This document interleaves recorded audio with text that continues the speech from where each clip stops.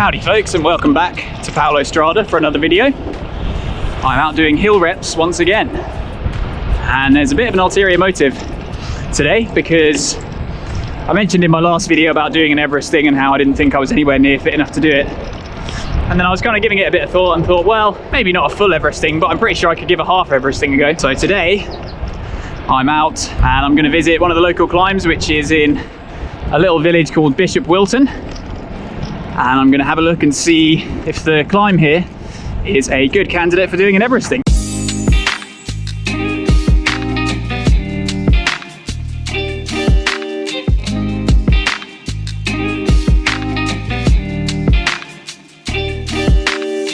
So the book hasn't really been written on Everesting yet, so there isn't a whole lot of advice out there in terms of how to pick a climb and how to prepare yourself and stuff like that. So I'm kind of basing this off of what Conor McLaughlin said about how he picked his climb for his Everesting world record attempt.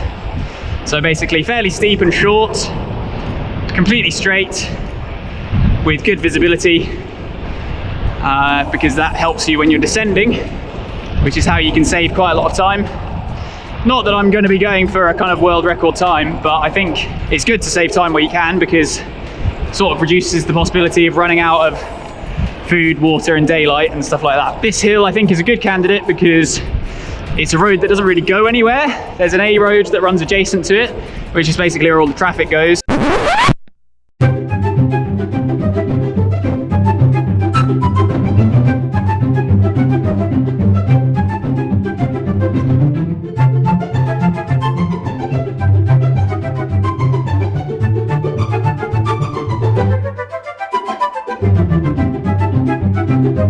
So I'm out doing a bit of a recce today. I'm going to see, because I've never descended this hill before, so I'm going to see what it's like to descend and kind of think about whether it would make a good candidate for doing a half Everesting attempt. At the moment it's a toss-up between this hill and Unported Hill, which was in my last video, but the problem with Unported is that it's not very straight and there are houses up and down there, which means there would probably be quite a lot of traffic in the course of sort of 4 or 5 hours.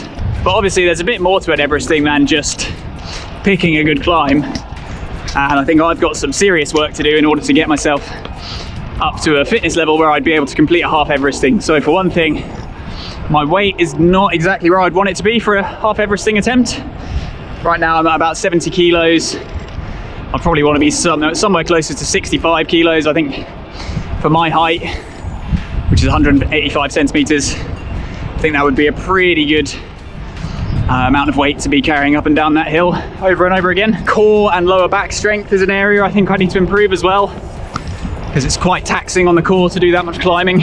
If any area is going to let me down, it would be that. I think my legs will probably be okay, and then also just kind of like keeping it sustainable. So my approach to climbing is usually just to put as much power down as I can and just get it over with quickly, which doesn't really work if you're doing an Everesting. You need to be able to pace yourself and, you know, make sure you're going to be able to complete all of those reps. I should mention that for this hill I'm looking at, it would be about 30 reps to do a half Everesting.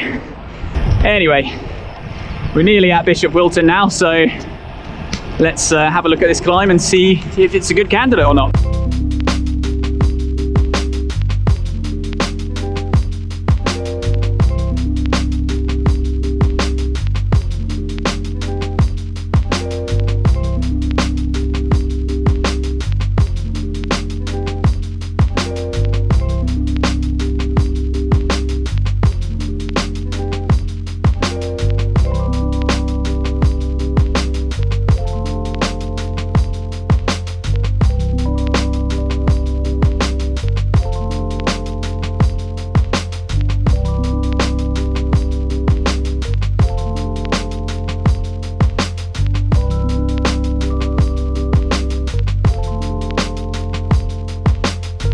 Well, it's not a great candidate for an Everesting or half Everesting. I said I didn't think there was going to be much traffic, but there was actually quite a lot both ways, which is a bit annoying. Now that probably has something to do with the fact that it's like rush hour, 5:30 on a weekday. Probably wouldn't be the same like first thing on a Sunday morning, but it's not a great sign really. The climb itself as well isn't really that great. The road surface in the top section is pretty atrocious, to be honest, to the point that I would be worried about getting pinch flats because there's just so many holes in the road. Quite a few blind corners on the descent as well, which isn't great.